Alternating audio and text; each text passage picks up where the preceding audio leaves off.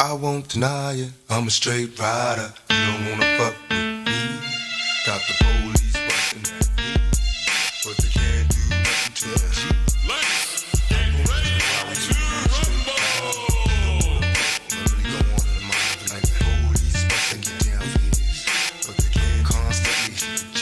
I'm spending money over bitches. I'm a straight rider. You don't wanna fuck with me. Stand your ground, nigga. Got the police bustin' at me. My ambitions as a rider. I'm a straight rider. My ambitions as a rider. I'm a straight rider. So many battlefield scars while driven in plus cars. This life is a rap star. It's nothing without God. Was born rough and rugged. Addressing the man public. My attitude was fuck it. These motherfuckers love it to be a soldier. Must maintain composure at ease. Though life is complicated. Only what you make it to be. And my ambitions as a rider. The catch her while she hot and horns go up inside her. Then I spit some game in the ear. Go to the telly ho. He put with money in the bin. Cause bitch I'm belly broke. I'm smoking bomb ass weed. Feeling crucial. From player to player. The game started feelings mutual. From hustling and prayers to begging motherfuckers to pay us. I got no time for these bitches. Cause these hoes try to play us. I'm on a meal. Ticket mission. Want a meal. So I'm wishing competition got me blitzed. On that bullshit they stressing. I'm a rhyme though. Clown hoes like it's mandatory. No class, no glory. My nigga bitch got the game distorted. Now it's on and it's on because I said so. Can't trust the bitch in the business, so I got with damn bro. Now these money hungry bitches getting suspicious. Started plotting and planning on the scheme to come and trick us. But thug niggas be on point and game tight. Me psyching Bogart strapped up the same night. Got problems then handle it, motherfuckers see me. These niggas is jealous, too deep in their hearts, they wanna be me. And now you got me right beside you. Hoping you listen, I catch you paying attention to my ambitions as a rider. I'm a straight rider. My ambitions as a rider.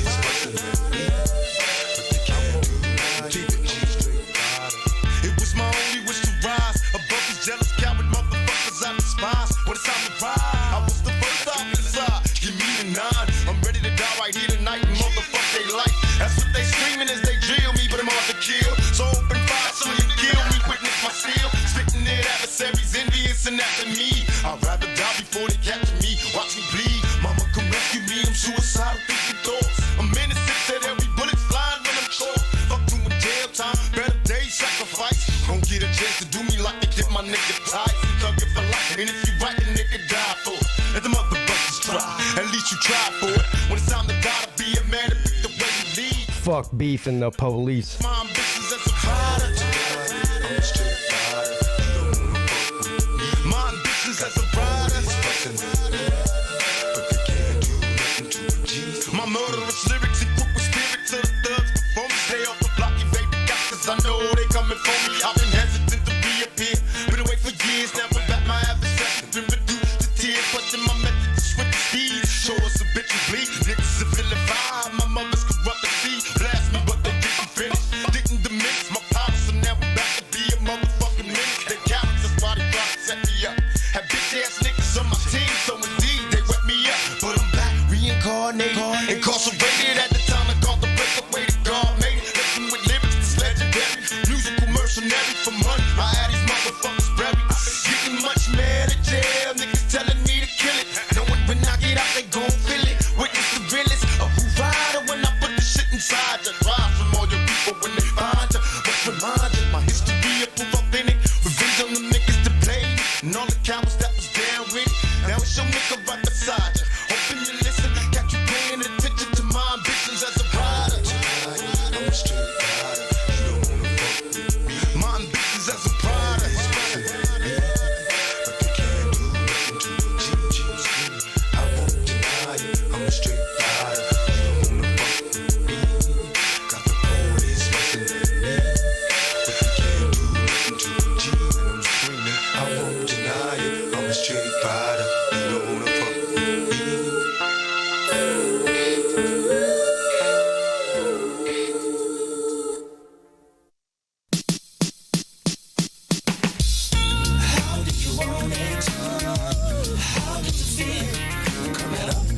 Yeah. Make sure you hit the thumbs up because YouTube really cares, even if your boy does not. How do you want it?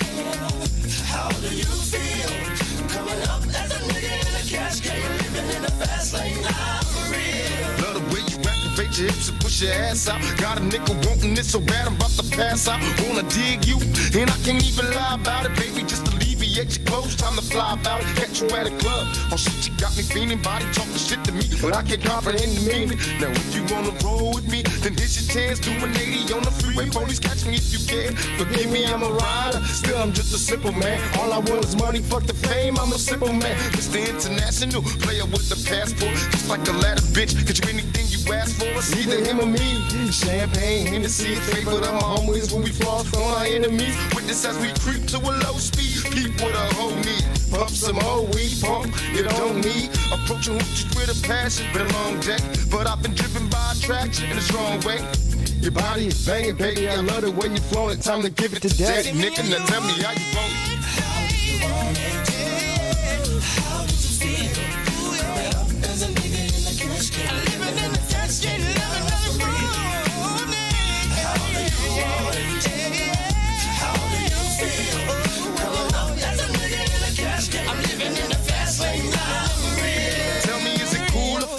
You think I came to talk in my fool or what?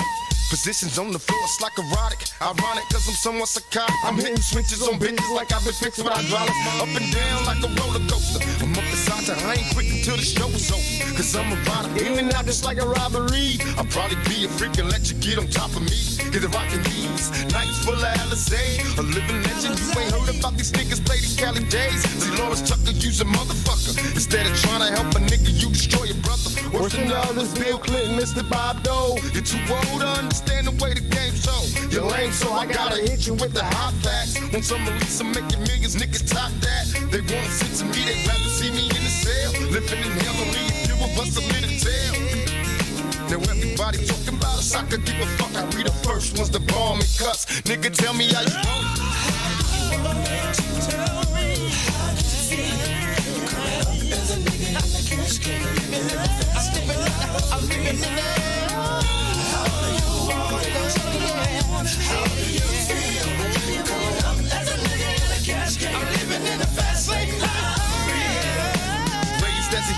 Tell the truth, I got the scoop on how to get a bulletproof. Nigga shot you from the roof before I was a teenager. Mobile phone, sky pager, gang rules, I'm living major. My adversaries is looking rugged. They paranoid, they getting rugged. One of us gon' see the cemetery. My only hope is survive. If I was to stay alive, getting high, see the demons in my eyes. Before I die, I wanna live my life in ball, make a couple million, and then I'm chilling, fade them all. That's a fact, sir, UGA. Media is in my business and they acting like they know me. But I'ma mash out and peel out. I'm ready quick, that's quick to whip the fucking steel out. Clemson fans piss me off. When you see me, tell a nigga how you want it. How do you want it? How do you want it? How did you feel? Coming up as a nigga in the cash game, living in the fast lane, not for real. How do you want it? How do you feel?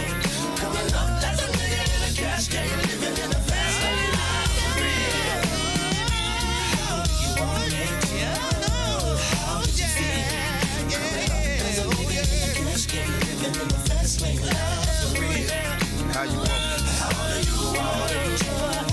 How do you feel? Coming up as a nigga in the cash game, my nigga Johnny J. Yeah. How do you want it? How did you feel? Coming up as a nigga in the cash game, living in the fast lane, not for real. How do you want it? Tell me. How did you feel? Coming up as a nigga in the cash game, living in the fast lane, not for real. How did you want it? How did you feel? Coming up as a nigga in the cash game, living in the fast lane, not for real.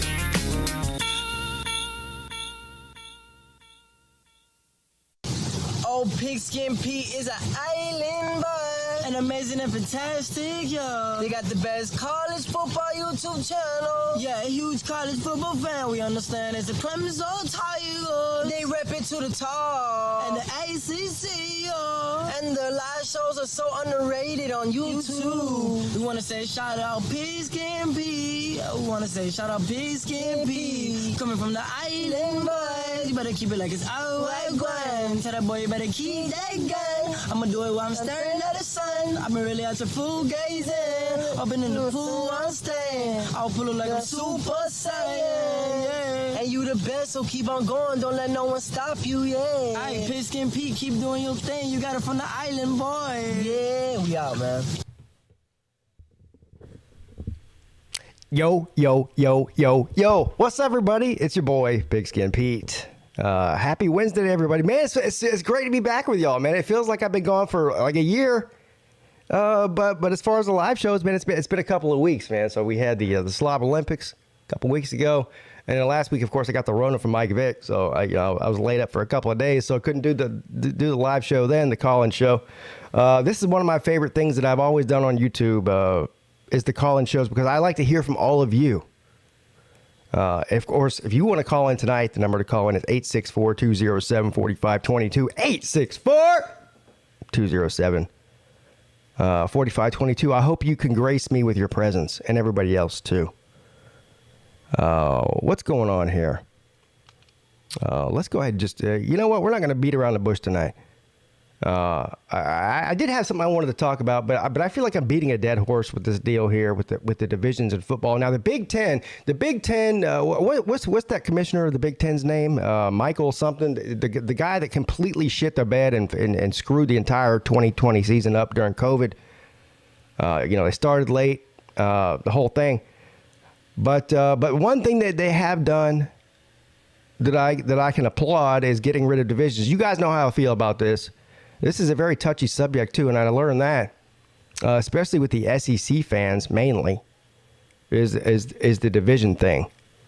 I don't think there's a reason for divisions in college football. I mean, it's actually a fairly new thing in the grand scheme of things. I mean, there's only been divisions in college football for maybe, 25 years? I don't know the exact date that they started doing that, but there really is no reason for it. And I think that if divisions go away eventually throughout the entire country, nobody's going to miss it.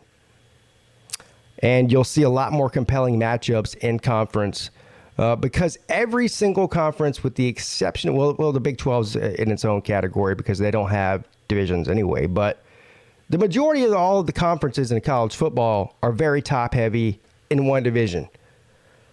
And so eliminating divisions can get rid of that. Look, from an ACC perspective, there is zero reason that makes sense to me to keep divisions in the ACC. It's silly. It's stupid, too.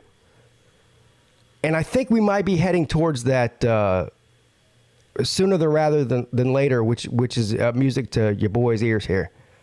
But there's no reason that Clemson should only play Miami every 6 years in a regular season. There's zero reason why Clemson should only play Virginia Tech every 6 years in a regular season. And some of these cross-divisional rivalries are just filler, right?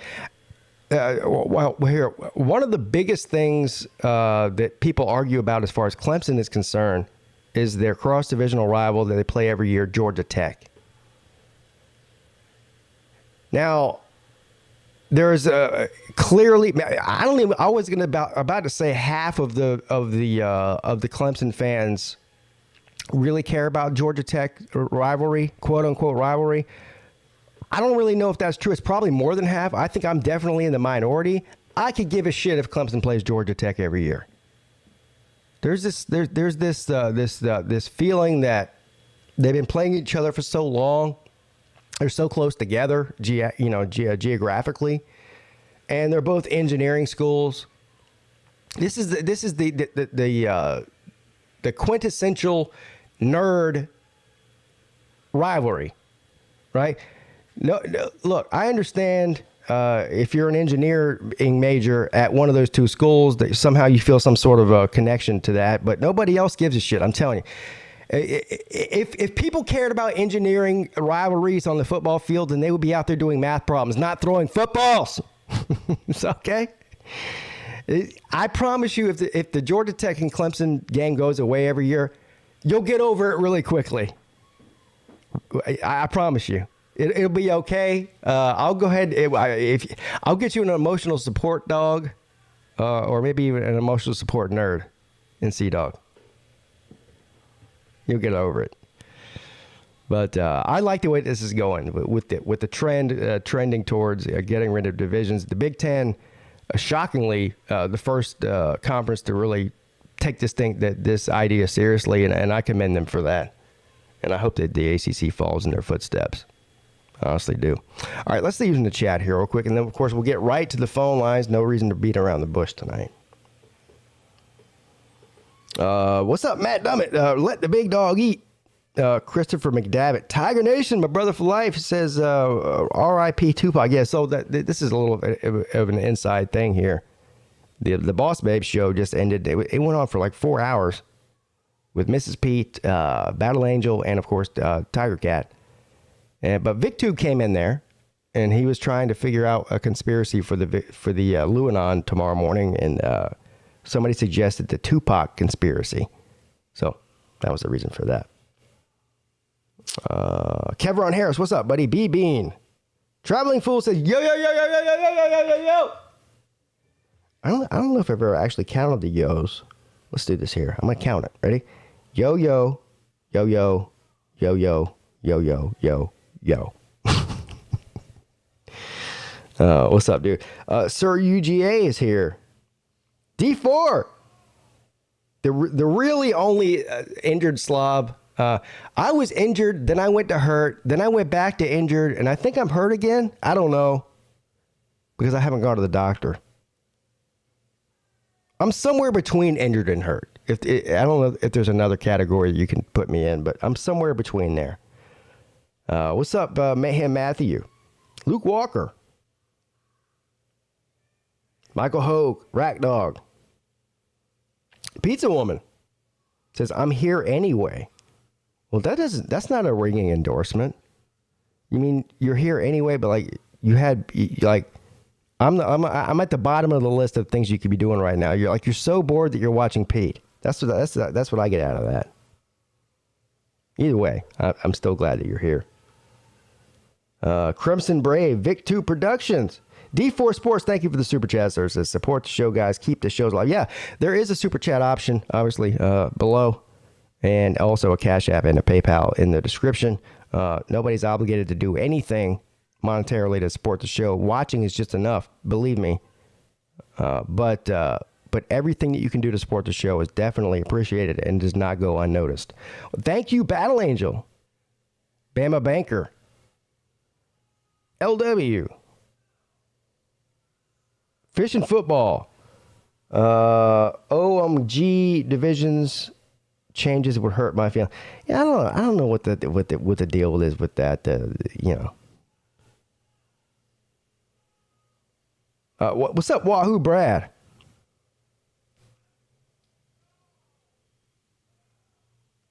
Jeff Webster says, what does it say? Cheers, Pete. Hope the ribs are feeling better.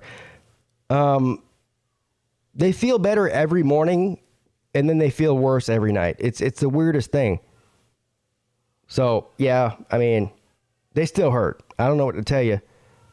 But laying down for some reason hurts the ribs more than walking around. When they start to hurt, I have to stand up and walk around. Maybe because I don't know why. Hell, I have no idea what I'm talking about. But for whatever reason, walking around actually helps them feel better. But if I sit or lay, then it doesn't. What's up, Chase Woods? What's up, Lee Wild or Dylan Deloney? Ryan Hinkey's here. Man, I haven't seen Ryan in a while. Yeah. All right. So we won't waste any time. You guys know what I like to say, right? I like to say that nobody is here to look at my ugly face or listen to me ramble on for 2 hours. So I just said it. What's up? You're on with Pete. Hey, what's up, Pete? It's Edward. How you doing on this excellent Wednesday night? Well, I think I would be lying if I said it was amazing and fantastic. I'm somewhere between amazing and fantastic, whatever that is. Thank you. It works. How are you? I'm cool with that. Well, I think that I think the ACC is definitely going to look toward getting rid of their divisions, they have the whatever they call them. But I think they'll get rid of them. ACC is going to probably do it. They should. They should. First of all, there probably should have never even implemented that stupid thing. I mean, there shouldn't have been divisions to begin with. But whatever. It's monkey see, monkey do. Like one conference decides they're going to do divisions, and then everybody falls in line. Yeah. So. I do have a question to ask you with your team. What's your thoughts on Clemson spring practice?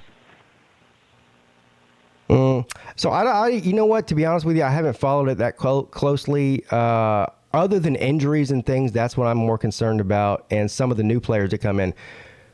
Here's the two biggest stories that come out of Clemson spring practice, and the coaches won't tell you anything. They'll give you injury updates, and they'll tell you everybody looks great. Right? There's no such thing as a bad player on the team, so they'll tell you that everyone looks great.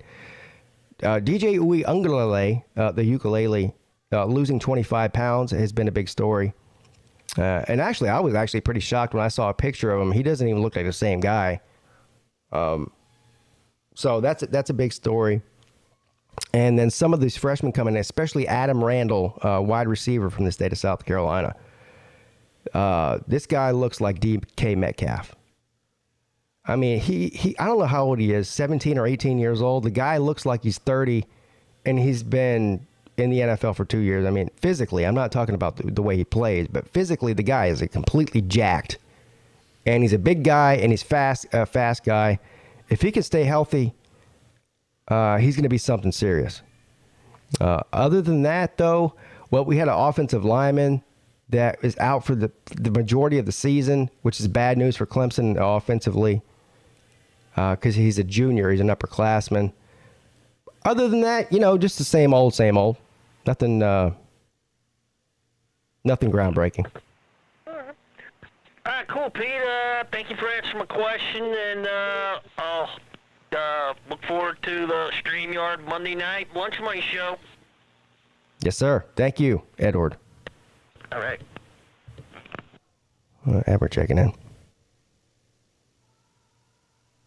What's up? You're on with Pete. Hello? Hello? Hello?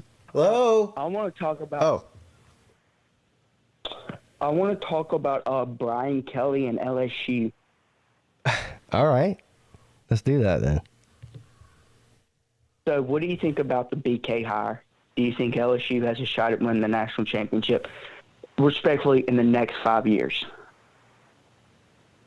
I say right foot creep, walking with that heater. I say right foot creep, walking with that heater. Look around, stay low, make sure they don't see you. Catch some bad, walk down, face them with the heater. The devil under your feet, you're on your way to see him. Stretch me when I can't sleep, bang on when I see you. Play with me, you can't sleep. We got into the seashore. You won't have no case where you ain't your shit soon as they face you. You won't have no space when you ain't your section too. I'm as eager as... Okay, that video. Video. Why are people bringing up that video? Okay. What this video? Well, I mean, why? What? With that recruit that went to Bama. Okay, you're bringing... Everybody does that for recruiting. He has two different personalities. No, sir. Everybody does not do this for... No. That's fake news. You're pretty much saying... So you're pretty much saying... Show me the video where Nick Saban does that. Show it to me. Show me the video where literally any other coach does what we're looking at here. Show me that. Okay. So no, they don't all do it. He has to... He can't come in as like he was at Notre Dame. It's very hard to win over the fan base at LSU. His resume, great. But he needs to show like a personality to connect with these recruits, and that's what he was doing. That's what that is? Two different personalities, recruiting and business. How's the recruiting working out? What's LSU's class looking like this year? For 2022, which take out the whole Orgeron scandal and all that stuff and losing all the recruits, LSU came out with the 12th best recruiting class. No, not bad. And let me remind you, whenever he was there, LSU was 36th. to wrap it all up, 12th best, he got Jaden Daniels. He got, a guy named Harold Perkins. He snagged him from A&M in the matter of 2 days. He was already committed to A&M, decommitted, and was most likely another A&M lock, went to Baton Rouge, met up with LaGritty. Brody hit the gritty. He's repping purple and gold. I don't think that anybody is arguing the fact He that... also got Noah Kane. Running back at Penn State, got him. I don't think anybody's arguing the fact that BK is a good coach. I mean, he's the winningest coach in the history of Notre Dame football, which is something serious. I mean, they've had some legends come through there. I just think it's a weird fit for Brian Kelly to be at LSU, right? Everybody thinks it's weird. Of course, everybody thinks it's weird, and that video that I just played. I mean, it's funny and everything, but that's not helping the situation. Is there any recruit that's sitting around going, "Oh my God, I was choosing between LSU and some other school, but that Brian Kelly video where he's grinding on that guy, that I'm going to LSU for that"? No. Walker Howard. He's Walker Howard. I will tell you this. He was debating between Notre Dame. That's and what LSU. did it, though? He loved BK. Loved him. Again, I'm not. I think Brian Kelly's a good recruiter and a good coach. So I'm not hating on the guy. But that there is something that's a totally different ball game. It's very cringy. Now your original question was, do I think that LSU could win a national championship under Brian Kelly over the next 5 years? Possibly. Now we'll learn a lot over the next 2 years, right? His first 2 years there, but I think it also depends what else happens in the West. So Jimbo Fisher, a lot of people think that Jimbo Fisher is next in line in the SEC to win a title. No, he is Les Miles. Les Miles 2.0. The only two differences. Les Miles could not develop an offense. He was back in 1980. Yeah. Only difference is Jimbo, he can get a quarterback, but he will stick with the 9-3, 8-4.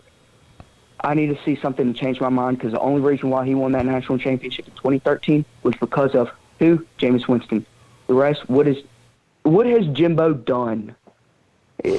Well, I mean, he's one of 5 active coaches that have a national championship. So, I mean, that puts him in rare air automatically.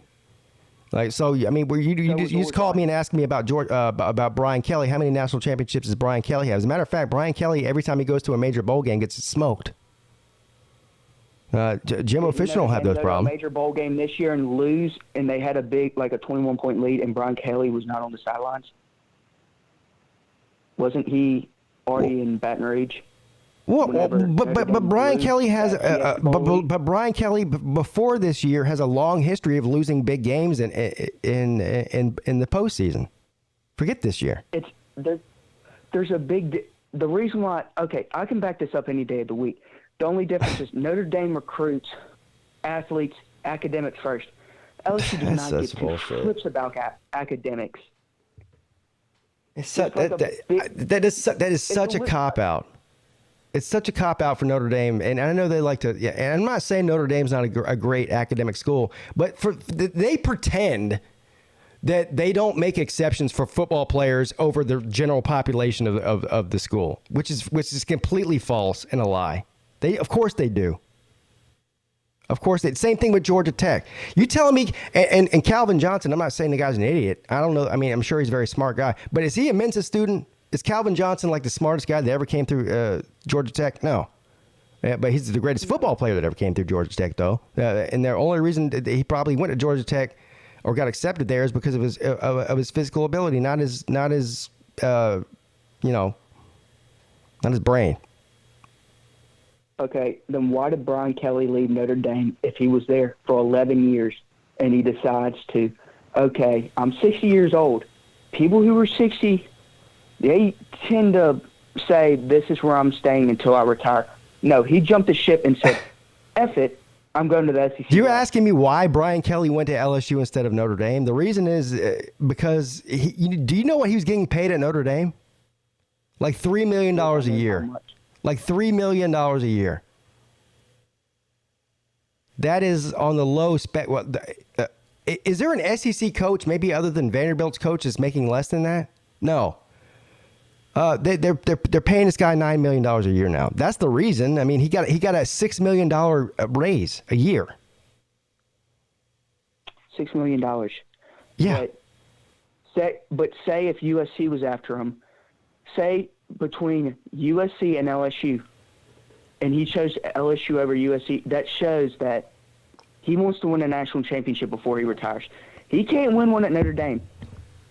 He knows if I'm going to win a national championship, You got a better chance of winning it. I have First to of come all, to the state of Louisiana. how many times Brian Kelly at Notre Dame has been to the playoffs more than any LSU coach has? So Brian Kelly has literally had more chances to win a national championship than any LSU coach since the playoff era Have started. you seen the town in Louisiana?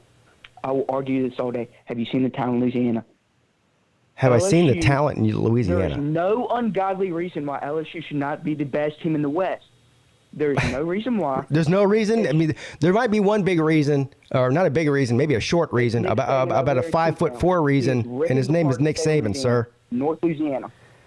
The toughest division in college football on any given year is most likely the SEC West. So you're telling me that Brian Kelly left an independent school where he's made the playoffs twice to go to a school that is in the toughest division of college football because he has a better chance of winning a title there? Yes. Have you looked at LSU's history? Dating back from 1958, Billy Cannon's era, LSU is the 12th or top 15 in most winningest program in college football. And people act like LSU is a dump hole, like should not even be in the hunt. LSU has history to back it up. Y'all act like LSU is, I don't know, like Who's the that? third best team in the West. Well, I mean, technically they are right now. I mean, that's not an opinion. LSU beat A&M, and A&M was supposed to, do I recall people saying making college football playoffs? They went 8-4. The whole point is, Brian Kelly can win a national championship at LSU. If Ed Orgeron can win a national championship at LSU in Les Miles and beat Saban in T-Town and control their own destiny, beat Georgia in the SEC championship, Brian Kelly, he could do that in his sleep. He can win two. He can win two national championships at LSU. Sir, let me tell you something real quick. The minute that Nick Saban retires, Brian Kelly and every other coach in the SEC West and in the SEC for that matter, their chances increase exponentially of being able to win a title. But Brian Kelly can't hold Nick Saban's jockstrap, son. All right, thank you for the call. I just can't anymore with that. I don't know. It seems to me as if he's already defensive about LSU. I think LSU is going to have a good team. I think Brian Kelly's a good coach. But this whole thing is like he went to LSU to win a title instead of Notre Dame. In my opinion, look at their two schedules on a year-to-year basis. Notre Dame's schedule is a quicker path to the playoffs than LSU's is, as long as Nick Saban's in Tuscaloosa, period. What's up? You're on with Pete. And real quick, thank you, thank you, Money Man, for the super chat. Says, what are your thoughts on Charleston Southern University recruiting? I don't have any thoughts on that. Hey, Pete. Yeah, are you in a dance club? What's going on? No, it's just the speakers in the union playing music in the background over the overhead speakers. All right. Anyway, got one question for you. Everybody's wanting to do away with divisions, which I can see. But the thing is, if you do away with divisions, what are you going to do if you have multiple teams that don't play each other undefeated? Like you have 3 or 4 teams that's undefeated. Well, that's impossible. The other 3 teams is also undefeated. Well, that's impossible. How is that? It's impossible for 3 or 4 teams from the same conference to be undefeated. Not if they don't play each other. With you got multiple teams in the conference like the but some of them are going to have to play each other. The math doesn't work out. Are you sure about that? Yeah, I'm sure about that. There's no even without divisions with a 14 or 16 team conference, there's no way that you can have 4 undefeated teams at the end. That's not possible. Because you can play, granted, you're not going to play stuff like that. You're going to have to play, 8 or 9 conference games? But some of those conference games, you might not be playing those other 3 teams that's undefeated, though. You got to play at least one of them, though. I mean, there's no mathematical way that they cannot all be undefeated. Not 4 of them. I would have to seriously disagree with you on that. Well, I mean, it's not an opinion. It's just a mathematical equation. Now, there might be a possibility where you could have 3 undefeated teams, maybe.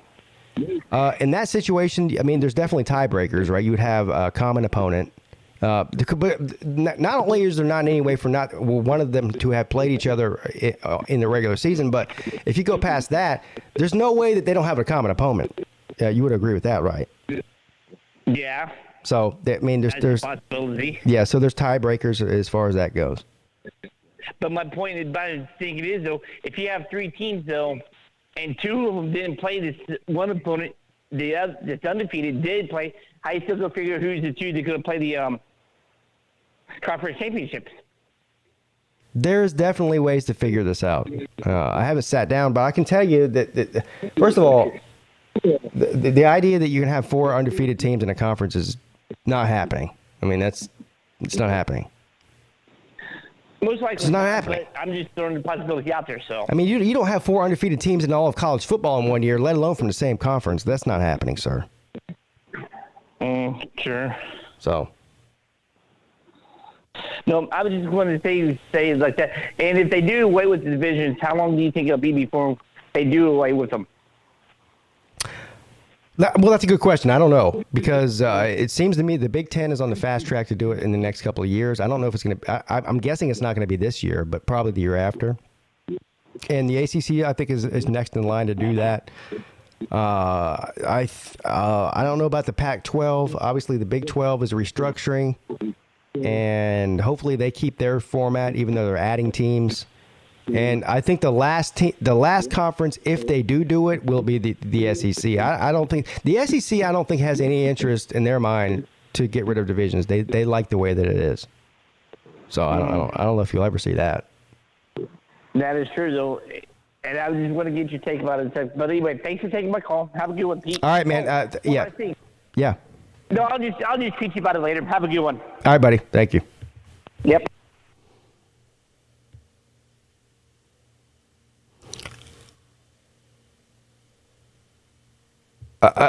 Again, and I won't say much more about this, but his point too, what if you have 4 undefeated teams from one conference? It's just not happening. It's not happening. So it's a great thing to think about. It's just it's virtually impossible. Or it might actually be impossible, not virtually. I don't know. What's up? You're on with Pete. What's up, Pete? This is Clemson Tiger fan, man. How you doing? What's up, Clemson Tiger fan? How you doing, buddy? What's up? Doing pretty good. Good. Been a hot minute since I've been on here. It feels like it's been a hot minute since I've been on here too. So, welcome back. Yeah, it's been a good little minute. Been freaking busy, man. I got a quick question. I was wondering, what are you probably most looking forward to see out of this Clemson team coming up this year? Like, what are your top 3, top 5, top few things you're looking forward to seeing out of this Clemson team? Defense, and more defense, man. I know everyone's focused on DJ and Kate Klubnik and the offense and see what they're going to look like compared to last year because they were terrible last year. But defense, man. I mean, flashbacks of 2018 defense, where basically the entire defensive line decided to come back and make one more run at this thing. This defense is absolutely loaded. They'll be preseason. Well, I mean, they would have been preseason favorites to win the ACC anyway because they're Clemson, and there's just a couple of teams that are sort of trying to get to that level, but knocking on the door, but not on their level yet. But man, this defense is going to be suffocating, and they're going to be amazing and fantastic. I can't wait. In 2018, I think that Clemson had the number 1 scoring defense in the country at 12 points per game. Now we saw last year Georgia broke the record. They were only allowing 9 points a game or something. But you're going to see something around there, 9-10 points on average allowed by this Clemson defense. They're going to be they're going to be something serious, man. They're deep, really deep, and really talented. I agree. I'm excited about the defense too. I'm really excited to see what Wes Goodwin's going to look like. Oh, I yeah, mean, yeah. I don't know if you saw there was an article on TigerNet where he spoke about what he was like taking over the defense, and he just kind of he loved Brett, and he had a lot of appreciation for him, but he's glad to kind of make it his own and, not blitz 50% of the time. Blitz, whenever you need to. Real quick, hold on. Situation. Hold on, everybody. Can you guys hear the caller still? Something just happened here. I got some sort of weird notification. I'm just making sure that you're still available to the viewers. Can you guys still hear him? Can they hear me? Oh, I don't know. Somebody just let me know yes or no. Can you still hear the caller? Yes, you can. Okay. All right. Good. Great. Never mind then. Go ahead. Okay. Yeah, so I'm just excited to see Wes Goodwin step in, because I honestly, I don't want to buy into the hype yet, but a lot of people are really excited about this, and I kind of am too, because if we could have kept Brett, I would have loved to keep him. Venables, we wouldn't be where we are without Venables. I mean, no matter how good our talent was later on, it was a lot because of Venables. But, I mean, I saw a lot of comments. I feel like it was kind of getting kind of stale, kind of stagnant. You know what I'm saying? It's good to kind of have some change, Yeah. I'd love to keep him, but at the same time, I think it's good to get a new set, a new view in, a new kind of redo. You got to relearn everything. You know what I'm saying? It's just like a refresh. With all our talent, I think it's going to be really helpful to, just because I feel like we were getting really behind the times with recruiting and the transfer portal and everything. It's kind of going to be a good kind of reset, you know what I'm saying? And we don't have to start from zero, because we got all the talent in the world if we stay healthy. So yeah. I really think it's going to be great for us. Well, I think that, you lose, in my opinion, the best defensive coordinator in the country up until now was Brent Venables. But it's not like we just went out and got some Joe Schmo off the street. I mean, this guy has been studying under Brent Venables for a long time. And exactly. I think that I like all the things that I'm learning about him. I'm learning more and more about him as time goes on, and I like what I'm seeing. He's young, he's hungry, and he has the same sort of mentality and defensive philosophy as Brent Venables does. And the thing that really sold me on him originally when they made that hire was his introductory press conference, where he goes, look, people are wanting to know how the defense is going to change. He said, it's not going to change. It's going to be the same sort of scheme that Brent Venables was running, because that's who he learned from. He said, but the only thing is, we're known for being aggressive, but under me, we're going to be even more aggressive. I like the aggressive defenses. It can be you can give up a big play or two with an aggressive defense like that. But if you have the horses to run the race, it's going to be a nightmare for every quarterback that lines up across from that defense. I can promise you that. And on top of that, you mentioned recruiting. What player, if you're a dominant defensive tackle or defensive end or linebacker or whatever, even a cornerback or a safety, who would not want to come and play for an aggressive defense under somebody like Wes Goodwin? So I'm with you. Exactly. I have more reservations about Streeter as an offensive coordinator than I do Goodwin as a defensive coordinator. So I agree. And that's one thing. That's another thing that I like. I know you said you want defense. I'm ready to see, because it's kind of, I feel like we're in this kind of 2018 Kelly Bryant, Trevor Lawrence situation. But I feel like DJ doesn't have as much leeway as Kelly Bryant. I don't think we got 4 games to let it see it work out. Because as bad as the offense was, I can't see us getting any worse. But if it is that bad, we're going to have to make a change quick, or we're going to lose a game. And we can't afford to lose a game early in the year. I mean, we can. Yeah. I do not want. Well, the thing that Clemson has on their side this year is, they do, and people like to clown Clemson's schedule every year, but honestly, out of conference, Clemson does a pretty good job of scheduling good teams year in, year out. But none of those games are within the first 4 games. So, you remember that when we played Auburn 4 out of 6 years from 2000 and what it was 15 to 2019, something like that. Yeah. But they were always early games. They're like the second game of the year, the third game of the year, sometimes the first game of the year.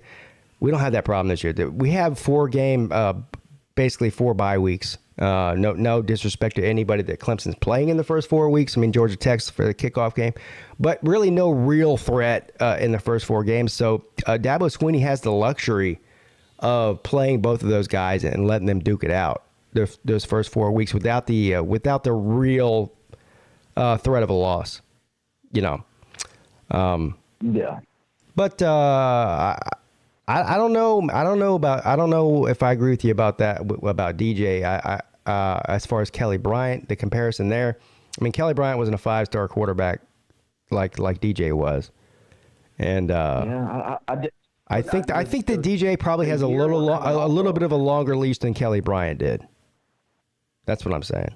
I just feel like the year we're coming off of, because I know you don't listen to the fans, but if DJ comes – look, I want him to succeed, and if he becomes the Heisman quarterback that we thought he was last year, amazing. But the thing is he can do good. If he has one bad game, I mean, the outlash is just going to be – It will be. Because it's already in our mind from last year. Yeah. And that's the thing, like – he's got a lot of pressure on him.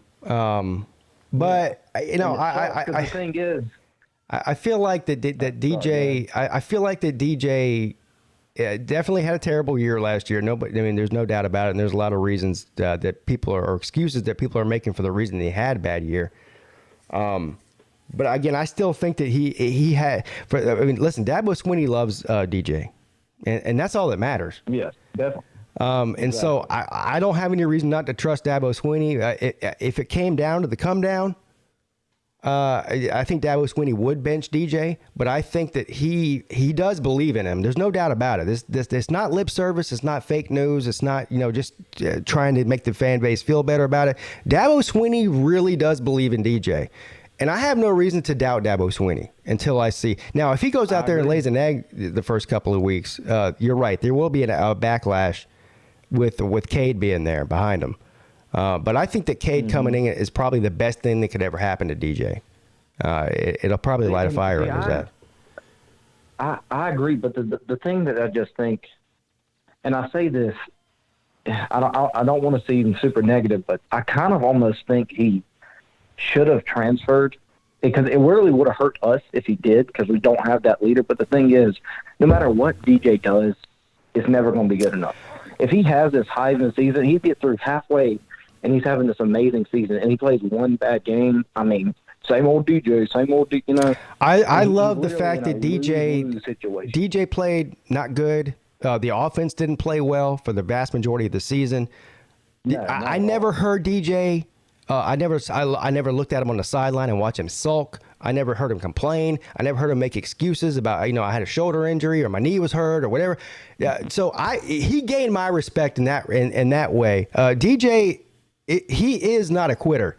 And in the world that we live in today in college football, where if you get benched and you're a hot shot 5-star quarterback like Spencer Rattler did at Oklahoma, and then you're over on the sidelines crying like a little bitch, and then you transfer out the first chance you get. DJ did not do that, so nobody can ever take that away from DJ. I think DJ is there to win the job and play well. We'll see if he can do it. We'll see if he can do it. But he's got my respect, though. And I agree. I'm not a DJ hater. I want him to be our quarterback. And I'm just saying, just as a guy, just looking at it, and that's the thing you were talking about last year. The offense was horrendous. It wasn't bad. It was horrendous. Yeah, it was awful. Wide receivers, there was like 7 drop balls a game. Yeah. I mean, injuries. I mean, it was just the offensive line play was the worst it's ever been. Definitely. So, like, if you want to put it into percentages, plus the coaching, the play calling, they did not put them in good situations. I mean, it was like DJ might have been 30% of it, but you got 15% line play, 15% drop passes, 15% coaching. You stack it all up, it's not even like a third of it is DJ. He was not put in places to succeed. And that's the thing. I'm not a DJ. I'm not a negative DJ guy. I'm a pro DJ guy. But I'm just thinking, just the way it can go, it's just a lose-lose situation for him. And it sucks because he's a great kid, and I want him to succeed. But me too. Anyway, but thank you for the call, sir. That was a great call. And he feels the same way that a lot of Clemson fans feel. I mean, all eyes are on DJ. I feel like DJ got some sort of he didn't ask to be like a Heisman front runner coming into the season, and expectations were really high, and just a lot of things didn't go his way. It was not all DJ's fault. It just wasn't. I mean, they had a lot of issues at Clemson last year that were not DJ's fault, but we'll see what happens this year. All right, I want to take this call real quick because I'm interested in what this guy wants to talk about, but I see the 315 number on hold. I see the 318 number on hold, and I see the 205 number on hold. You guys just wait patiently. Thank you for calling in. I'll get to you in just a second. What's up? You're on with Pete. What's up, Pete? This is Luke Walker. What's up, Luke? So I see from your from the call-in screener here thing that you're talking about pods. Yeah, I think I figured out the way to best do conference scheduling. Okay. And it really involves adding 2 teams to the ACC, which I just use Notre Dame and West Virginia because I feel like that works better. So then it would be 4 4-team pods kind of based on geography and then changed a little bit for your rivals. So you're looking you're looking at adding Notre Dame and who's the other one you said? West Virginia. West Virginia. Okay, I'm down for that. But not getting rid of anybody though. No, it'd be 16 teams and you'd do 4 4-team pods. And you'd play the 3 teams from your pod every year. Then you'd play 2 teams from each pod and they'd alternate every other year. So you play every team in the ACC within 2 years. I'm not opposed to the pod idea. First of all, the pod idea, in my opinion, as far as the ACC is concerned, is better than the 2-division system that we have now. I still don't think that. I still don't know if you need pods either, though. But I'm not opposed to it. I'm open to that idea. It's an interesting idea. Yeah, I just feel like the pods kind of helps preserve the rivalry. Yeah. So the way I made it, Clemson is in a pod with Miami, Georgia Tech, and Florida State. I like that. A pretty fun pod. Yeah, I like that. I like that pod. Yeah, I do. And then all the North Carolina teams are in the same pod. And then it'd be Virginia Tech, West Virginia, and Pittsburgh. And then the northern teams, Louisville, Syracuse, and then the rest of Boston College and Pitt. Yeah. You know what? I was in with West Virginia. I can actually get behind that. I don't think that's a terrible idea. I don't think you need pods to make what I'm saying to work. But look, I don't know what it's a weird thing that they need to put teams into some sort of a box, whether it's pods or divisions. I don't know what the backlash is about just letting everybody sort of free float around, and like the Big 12 does. And just take the 2 best teams from the conference. But the pod idea is not terrible. It's better than divisions, for sure. Yeah. Well, the Big 12 doesn't really float around. They just play each other every year because they have 10 teams. Well, I know, but you could still. If you want to do that, we could always just kick 4 teams out of the ACC. But you don't need. But you can still do what the Big 12 does, even if you have more than 10 teams. Like everybody doesn't have to play each other. You don't have to play everybody to make that work.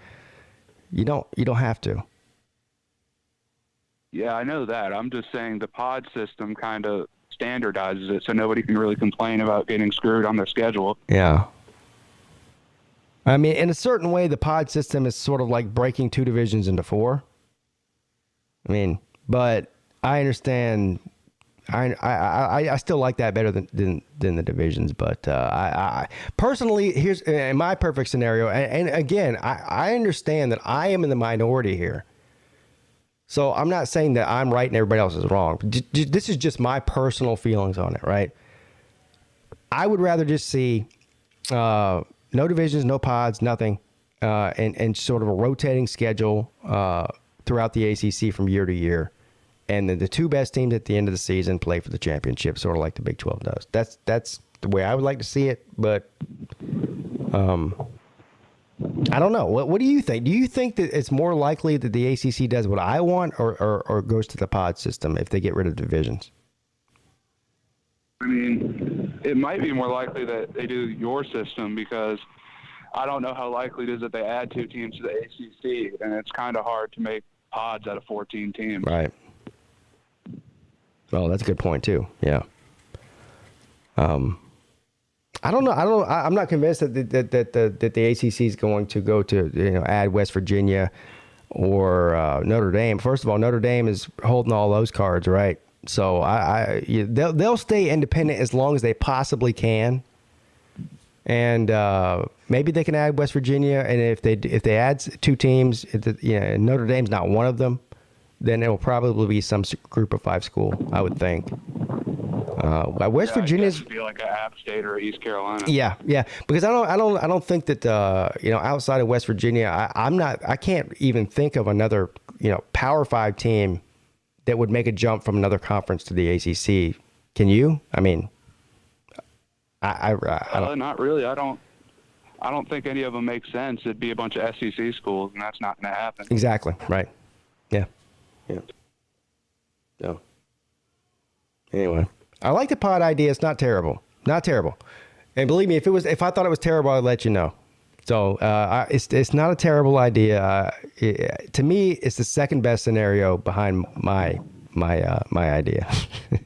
Which my idea is not really an idea. It's just letting everybody fend for themselves. But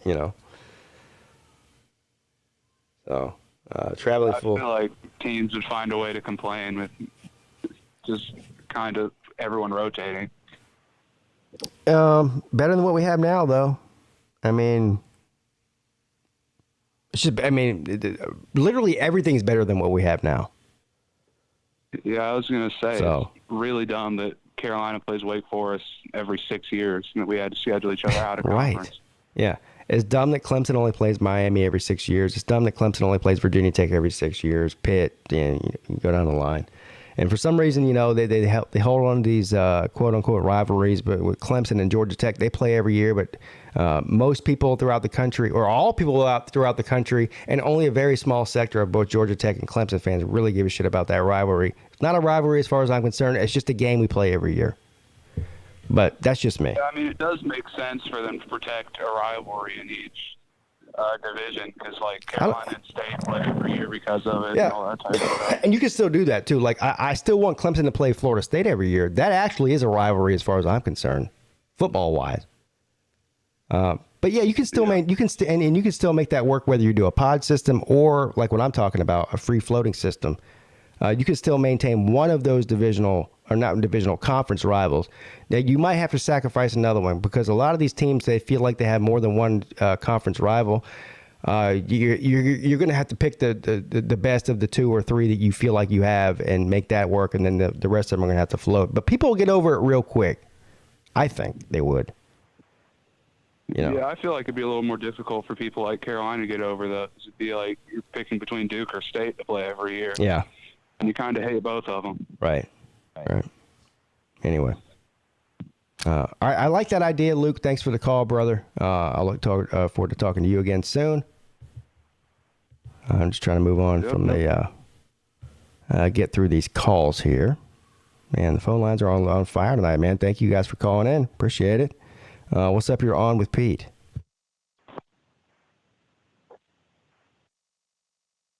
Hey, Pete, it's Tiger Paul.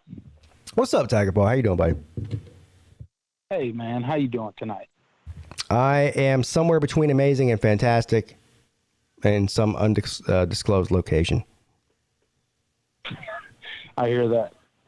I heard you performed well in the Spa Olympics. 3rd place, baby. 3rd place. 3rd place. Yes. My man. And I would like to say I was getting clowned when we made the odds for this. I put myself at 5th.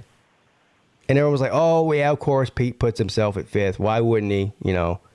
I finished ahead of where I put myself. So suck on that, haters. Yeah. Yeah, thank you. Yeah, there you all the fucking PigskinPeete haters out there. Yeah, they fuck can go y'all. Fuck themselves. Right. Exactly. Yeah. So Clemson this year. Mm. I want to talk a little bit about the defense.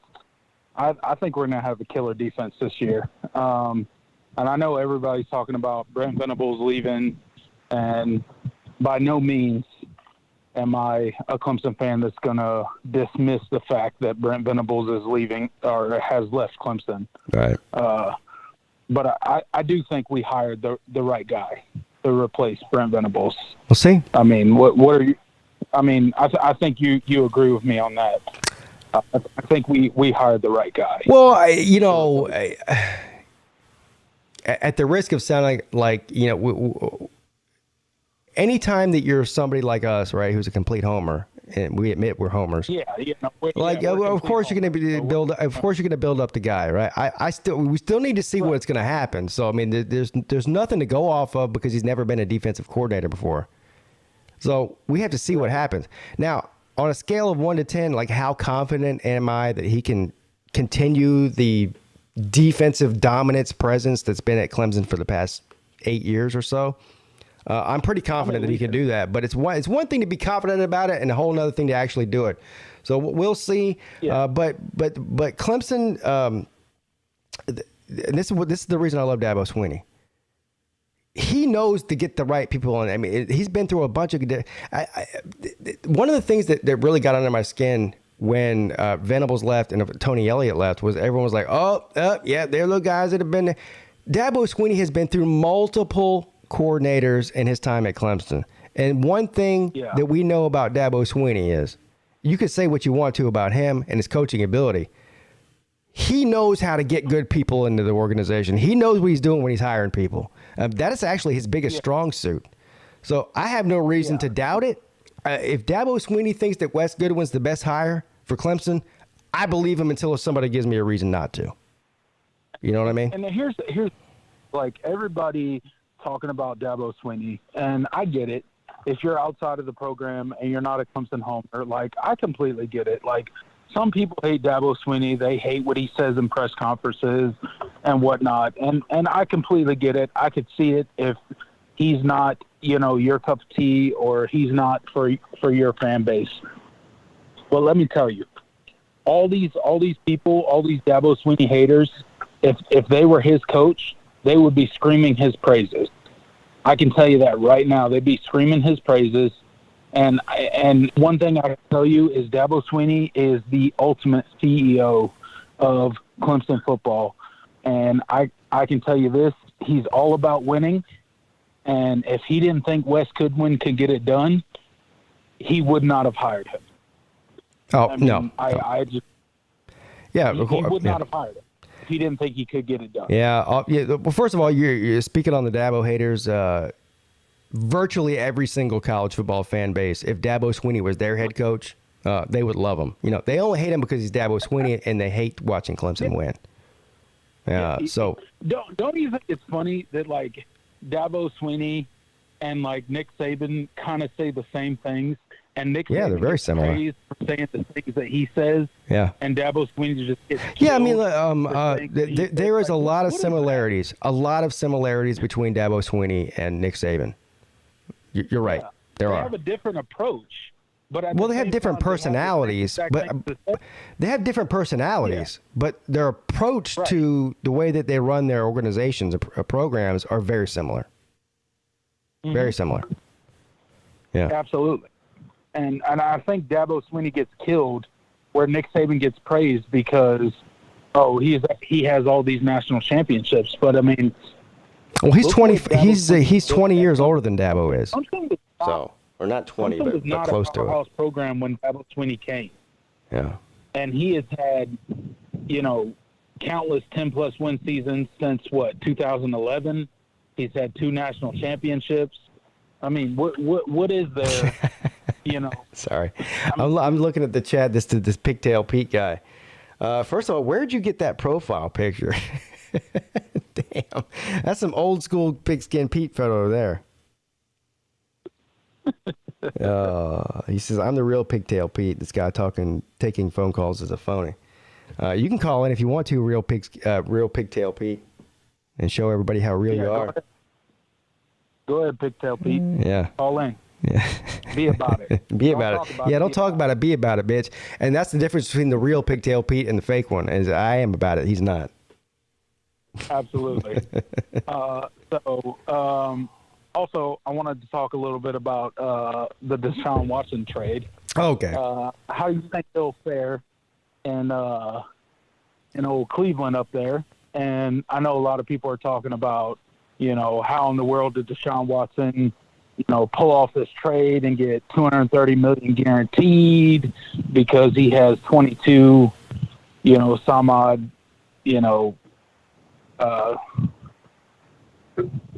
civil lawsuits, civil cases, and all this stuff. But at the end of the day, I may have an unpopular opinion about this, and maybe it's because I'm a Clemson homer, and maybe it's because I'm a Deshaun Watson fan. But at the end of the day, correct me if I'm wrong, a lot of these people that brought, or these women that brought cases against Deshaun Watson gave him multiple massages after the alleged sexual assault. So yeah, they were so scared of him that they were so scared of him that they went and met him multiple times. Anyway. Yeah, right. So if somebody sexually assaulted you in a massage, and you were a professional masseuse, right? So if I sexually assaulted you, Pete, in a massage that you gave me, would you give me a second massage, or would you steer clear of me, of being in a room alone with me after that? Well, that's a disturbing image. That you sexually assaulting me was definitely a disturbing image. I'm trying to get that out of my head. But no, the answer is no. I wouldn't. But to answer your question, how did Cleveland fare in this? I think Cleveland made out like a bandit in this. Everyone is like, oh my God, how could you pay the guy $230 million a year? The guy's 26 years old. He's a top 5 quarterback in the NFL when he's healthy or not suspended for getting rubbing tugs. And the name of the game in the NFL these days is, first of all, what do you need? You need a dynamic quarterback. You need an elite quarterback.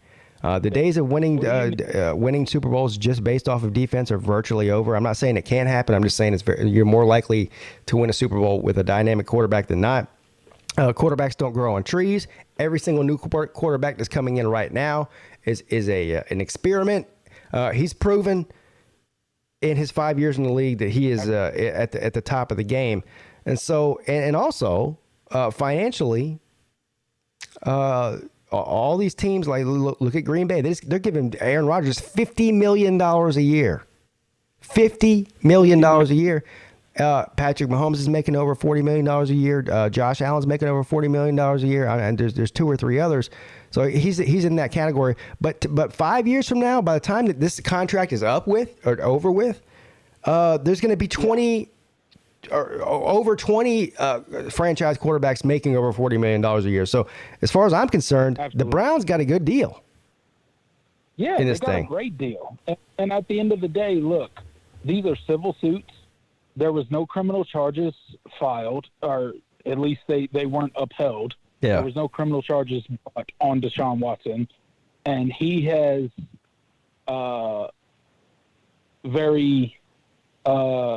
he has said that he is innocent the entire way. And look, at the end of the day, look, we live in a country that you are innocent until proven guilty. So I think some people have lost sight of that. And at the end of the day, I'm not giving a second massage to somebody that just sexually assaulted me, and most of those women did. So at the end of the day, I think a lot of it is a money grab. Yeah. That may be an unpopular opinion. Maybe that's unproven. I agree with you. Sorry if it is, but who knows? Who knows what happened behind those closed doors? But I can tell you this right now: he didn't have the actions of a man who thought he was guilty. When they tried to get the money out of him originally and didn't even threaten criminal activity. He goes, okay, let's play this thing out. Go ahead and investigate me. A guy who's typically guilty does not want the FBI or the law enforcement investigating you. But he didn't seem to care. So, it is what it is.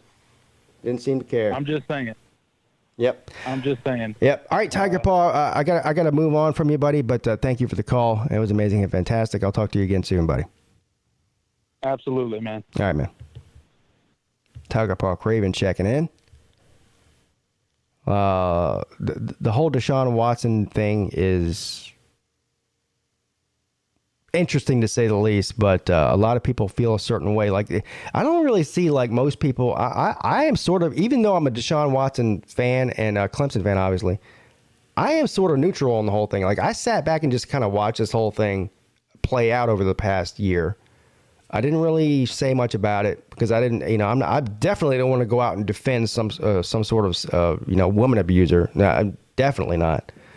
But it's funny though that there's a lot of people out there that are just quick to just be like, oh man, this guy's a piece of shit, throw him in jail for the rest of his life, and it's just a weird thing. Anyway, what's up? You're on with Pete. Hello, Pete. Yo. What's up, man? Yeah, I think Miami will win the ACC this year because under Mario Cristobal.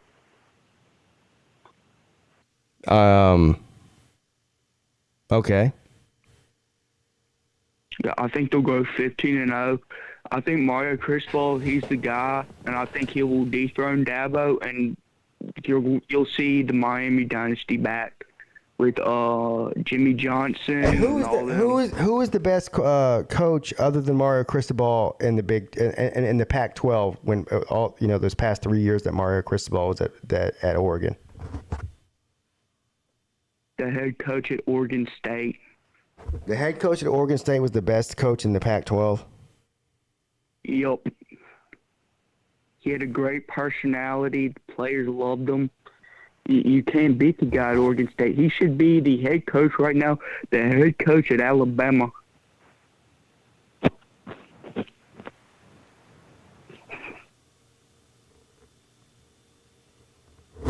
Do you agree? No. Why? He's a great head coach.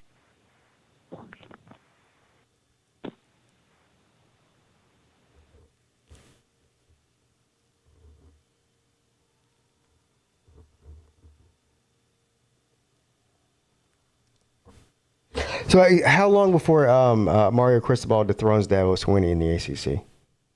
Like, we're talking about 1 year, 2 years, I would 3 say, years, in my 10 time years? frame, I would say around 1 to 2 years. 1 to 2 years. I really believe. Makes sense. I really believe Mario Cristobal, he is the guy. He is the next great almighty Nick Saban. He's 10 times better than Bear Bryant, and he will win a national championship his first year. So this year? Yes, this year Miami will win the national championship, and Canes fans will rejoice, and it will be a magical scene in Coral Gables.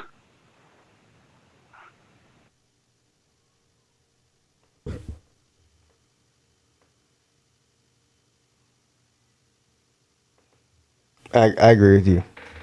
Thank you. Thank you.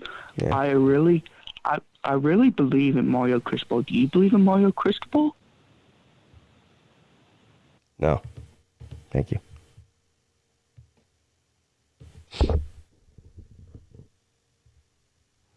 Oh, what's up, your own Pete? Oh my God. Hey, what's up, Pete? It's Ballard. How you doing, buddy? What's up, Ballard? How you doing, buddy? I don't know. I'm surprised I'm awake after that call. No offense to that guy, but I don't know what the hell that was. I'm surprised I'm awake, too. I got a couple things. Yeah, I got a couple things for you tonight. I do want to talk about this conference realignment thing, but I wanted to get your thoughts on something, let alone know if you heard about it. But there's a receiver that Alabama has, and his name is Ajay Hall. Now, I don't know if you saw the news about his tweet. No. I didn't. He was putting stuff. Well, he was putting stuff out like, "You're gonna miss me" and all that. Like, he was trying to transfer, but he was like, basically, he was being a drama queen on Twitter about it. Right. This morning he comes out and he basically apologizes and says, "Nah, I'll be here. Screw it. I'm not going anywhere." But anyway, I didn't know if you heard about that, so I figured I'd bring that up. I did not hear about that. So what year is he? Is he a sophomore or something? Because I'm assuming he's been on. This upcoming season in 2022, he'll be a sophomore receiver. I believe he was a 5-star recruit. He wasn't a starting. He wasn't a starter this year, but he balled out really well last spring and even in the spring game. Mm-hmm. I don't know what happened that he wasn't a starter. I don't know if a part of it was bringing in a transfer like Williams, but he did play a little bit against Georgia. He got some good playing time, like in mop-up duty, and when he did take the field, I mean, he was great. So he just put out these weird tweets this week about, like, y'all are going to miss me, and something like it wasn't, like, threatening. It was just, it basically like he was just being a drama queen on Twitter, but... Well, that'll get taken care of. You and I both know, Ballard, that Nick Saban ain't putting up with that bullshit, right? That's what they call rat poison, right?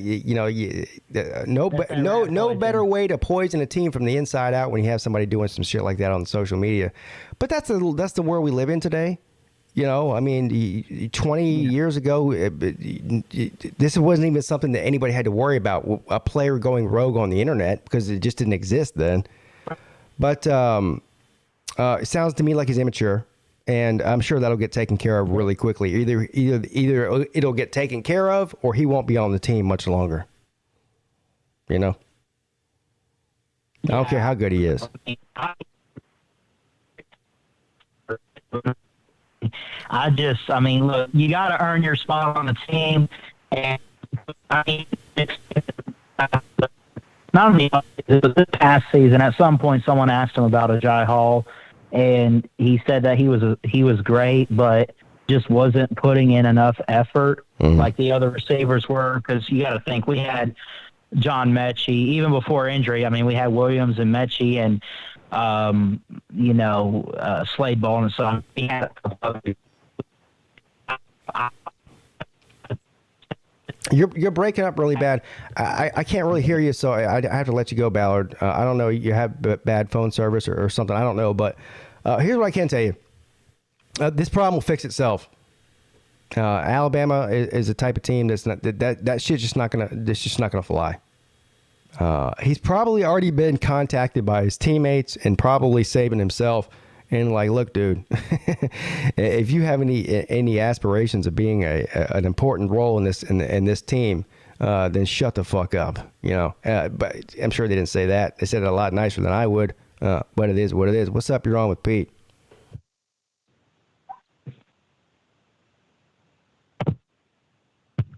Yo. Can you hear me now? I can hear you now. Yo, what's up? Yo. What's up, Brennan? What'd you almost call me? Oh my God, that would be blasphemy. I almost called you Brandon. Yeah, I did. Okay. Oh my God. I'd have to unfriend you on MySpace for that. Get out of my top 8. Unfriend me on MySpace. Oh my God.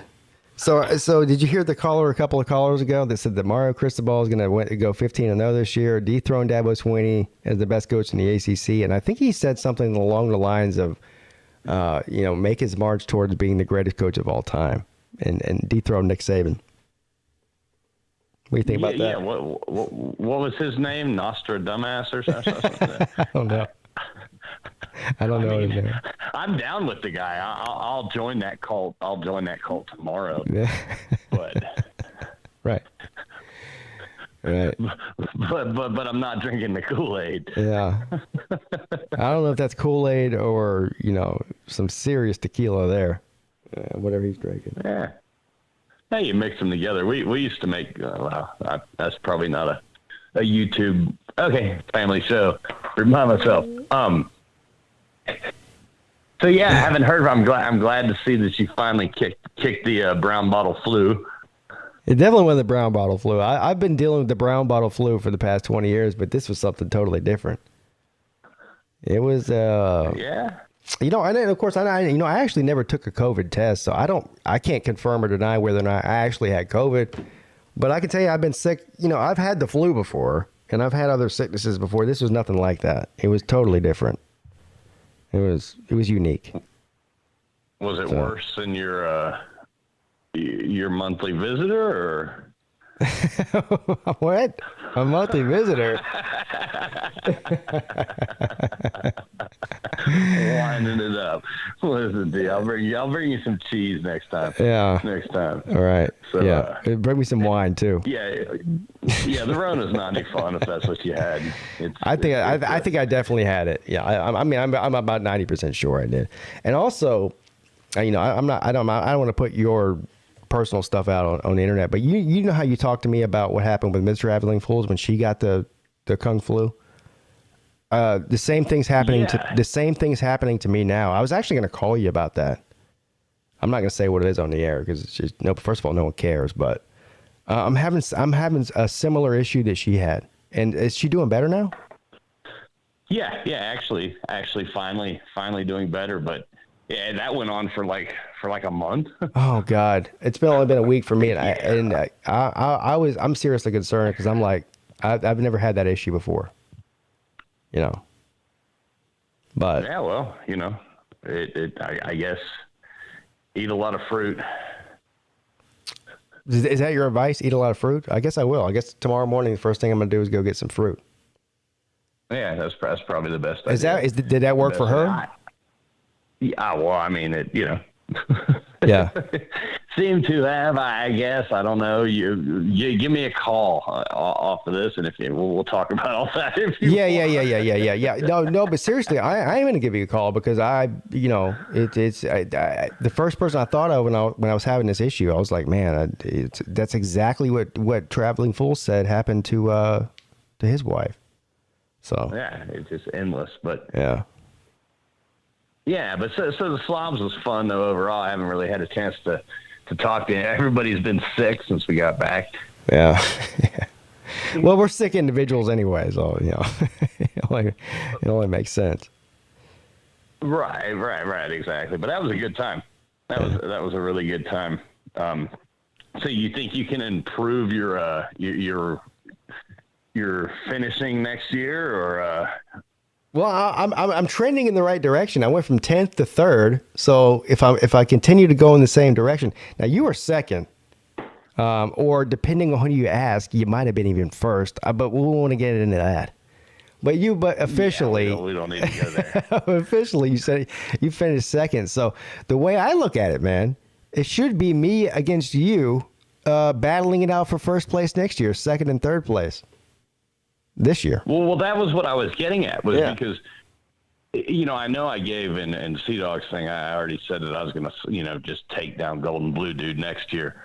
But I don't even think he's deserving of my rivalry at this point. So I'm officially calling you out for the 2023 Olympics as my rival. Pete. Oh, there you go. Going down. I like it. And you know what? I feel the same way. The feeling is mutual, sir. I feel like that you're the person that I need to dethrone. First of all, we know that defending champions don't fare well in the Slav Olympics. No, look at Big Dog Brett. He came in like 5th or 6th or 7th. I mean, he dropped the furthest of anybody. Right. He's going the wrong way. That's what you get when you wear overalls to a sporting event, or some kind of thing. Yeah. So, And the pressure is on Golden Blue Dude next year, right? He won it this year, so all the pressure's on Golden Blue Dude. Me and you, we're sitting in the wings just waiting to take that crown from him. So, as far as I'm concerned, you are the guy I have to get through. You know what I mean? It's a brick wall. It's a brick wall, motherfucker. You better be bringing that A game next year. Hey, I got home field advantage, son. I got home field advantage next year. Which, if that gives me an extra 3 points for home field advantage, I'm feeling really good about myself. Well, yeah, you might come in second and a half. Second and a half. You can have a shared championship. No, I don't do shared championships. Doesn't Georgia Tech have a bunch of those or something? Here? Yeah, they definitely do. They sure. There's Alabama has a bunch of fake ones. Georgia Tech has some shared ones. Yeah, definitely. Yeah, I've got my family has like a deep hate for Clemson. When I grew up in South Miami, our next door neighbor had kids the same age as, like right between my brother and I's age. Mm-hmm. And they were big Clemson people, and they actually flew a Clemson flag in our neighborhood in Miami. They sound like great people. I'm sure I would have liked them. Actually, they are great people. We're actually still friends with that family 40 years later. See? And they live in Decula, Georgia now. Mm-hmm. So that's pretty cool. So they live up here too. But yeah, so it's a long run of Clemson. But what I'm getting at is I did like that, guys. Not to go back to the whole pod thing or anything, but it would be cool to have that FSU, Georgia Tech, Miami, Clemson every year. It would be. Play. That would be a lot better than what we have now. Should we go ahead and take the opportunity to now to let everybody know? Of course, I let everybody know this as soon as the final results were announced at the Slav Olympics. You know, Golden Blue Dude not 1, Traveling Fools 2, PigskinPeete 3. I went ahead and let everybody know that the only conference in the Slav Olympics with 2 top 5 finishers, of course, was the ACC, and that's me and you. ACC.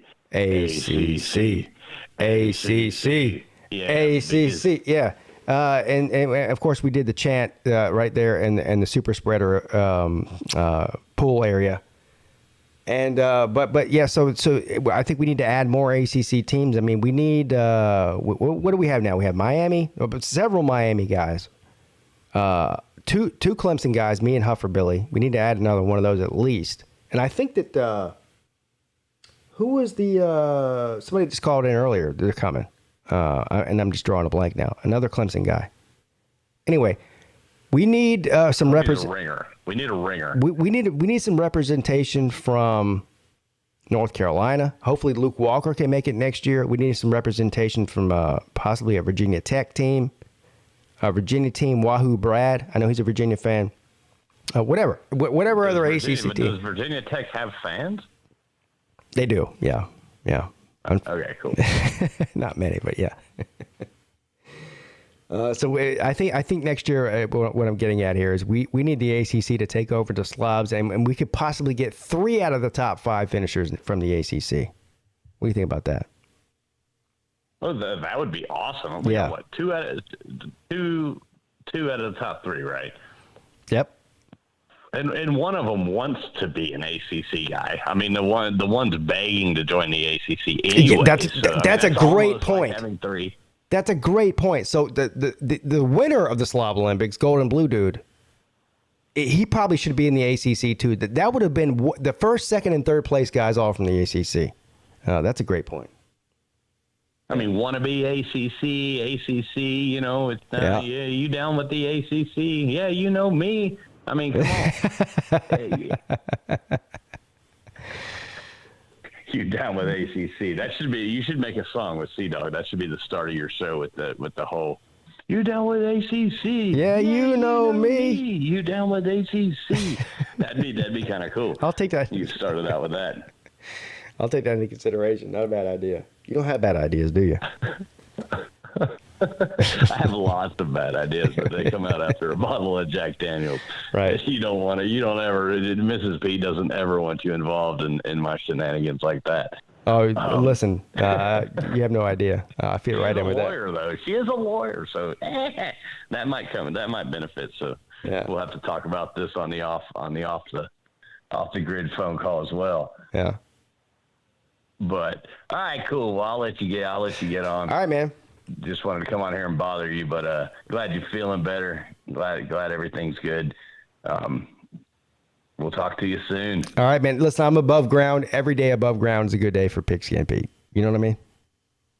Cheers to that. All right, brother. I'll talk to you soon. All right. See you guys. All right. Bye. Bigfoot checking in. Yes, Bigfoot. AKA Traveling Fools. Some would consider him to be the true champion of the Slav Olympics. I'm not going to go ahead as far as to say that. because there's a lot of controversy as far as that's concerned. I mean, shout out to Golden Blue Dude. Look, Golden Blue Dude's got the trophy. So that's all that matters. All right, this is going to be the last call of the night, guys. So if we're thinking about calling in, don't bother. I do appreciate all of the callers, but this will be the last one. What's up? You're on with Pete. How we doing tonight, Pigskins? Ryan. What's up, Ryan? How you doing, buddy? Doing pretty good. How are you doing, buddy? I'm somewhere between amazing and fantastic in the middle. I can't figure out exactly where. Yep. Still getting over that Wu flu crap? I'm pretty much over it. I have some lingering issues going on, but yeah, I'm good. I'm good. Yeah, I had it about a year ago, and it didn't hit me that hard. I mean, I didn't even stop running in the mornings, but you know, it hits everybody different. I guess. You're right. You're a runner. How many miles do you run a day? You said 10? About 10 miles a day. 10 miles sometimes, a day. You know, sometimes I'll do 8 and walk a couple miles. I mean, it all depends how I feel. Right. Yeah. I walk like 4 miles and I feel like I did something. Running 10. First of all,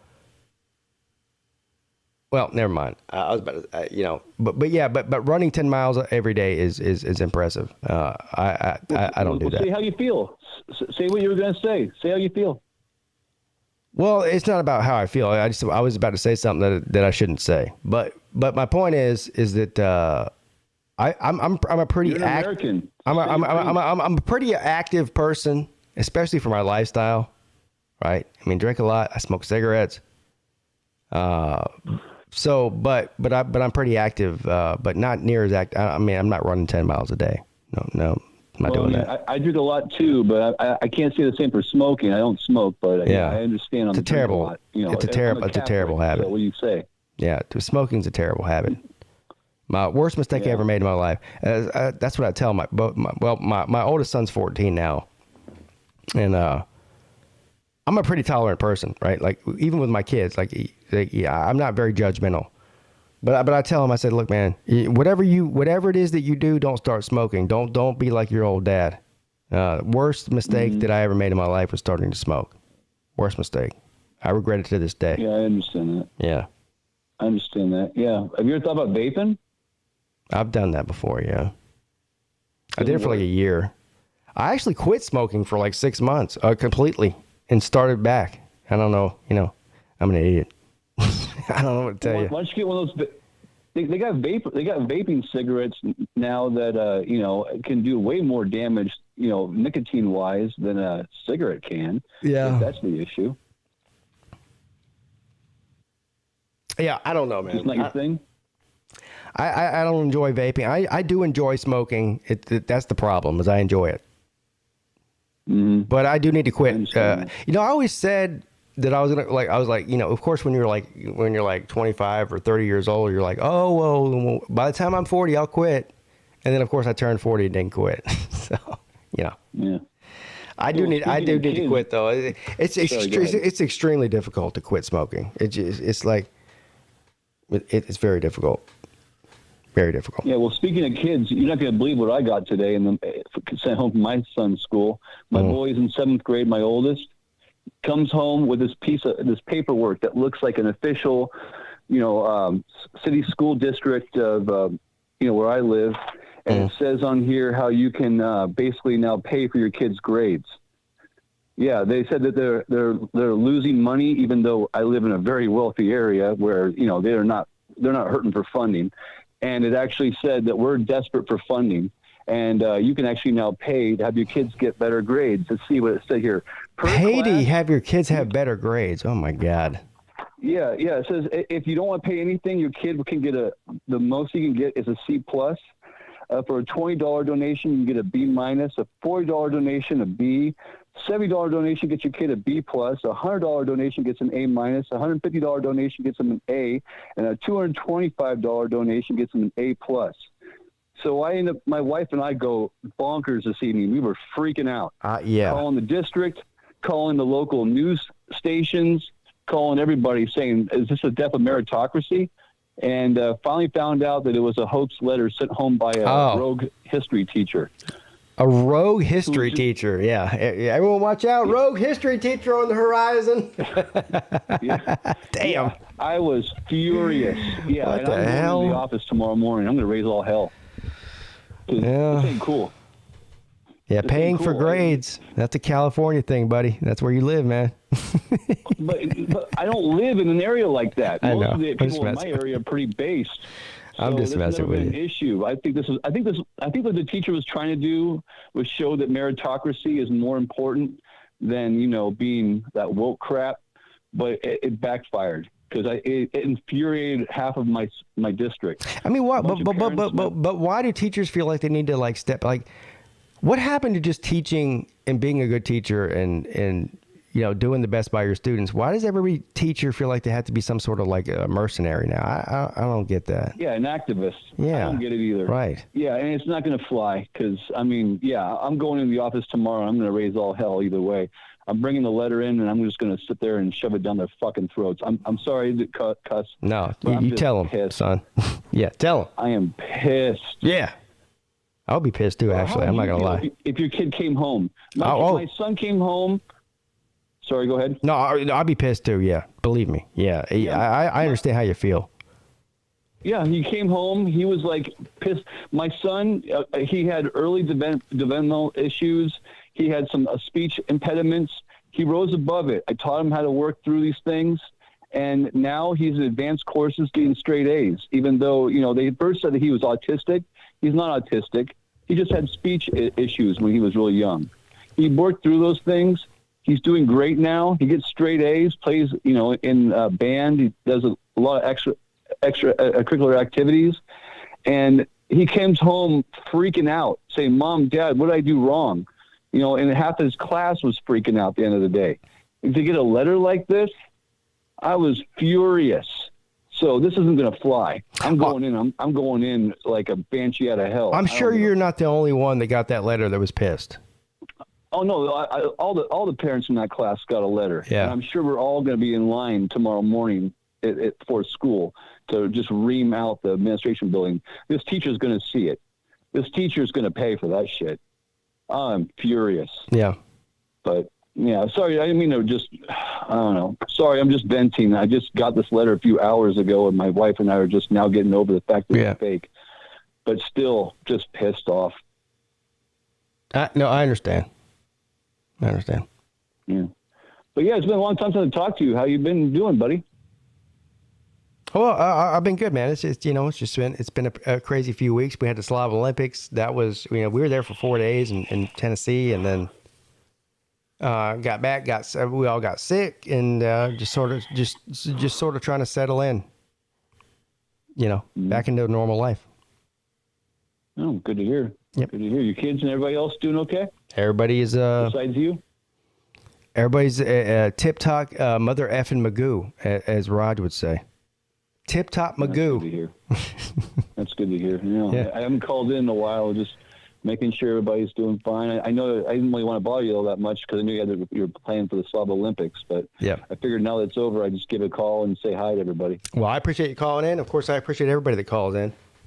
I love doing these call-in shows, and it's been a couple of weeks since I've been able to do it. I didn't realize how much I missed it until it wasn't there anymore. I don't think there's ever been a 2-week stretch where I didn't do a call-in show over the past 3 years or so. So it's been interesting. Glad you're back in the mix. Yeah, man. You're feeling better too. Yep. All right.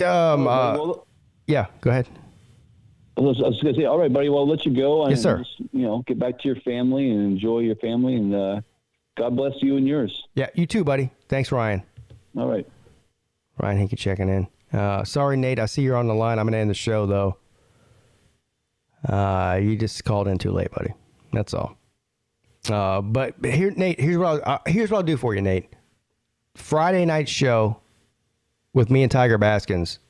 Go ahead and call in at the beginning of the show, and I promise you I will pick up your phone call first. You'll be the first guest on the show on Friday night. Thank you. Oh, man. Some great calls tonight, man. It never ceases to amaze me how quickly these shows go by. I started the show at 10. It's 11:35 right now, an hour and a half. It feels like it's been 5 minutes to me. not 90 minutes. You know, but that's a testament to all of you. Thank you to all the people that showed up tonight, showed up and showed out. Thank you to all the people that sent in super chats and donations. What's up, Hurricane T2Y? Miami 57, Florida State 17. Damn.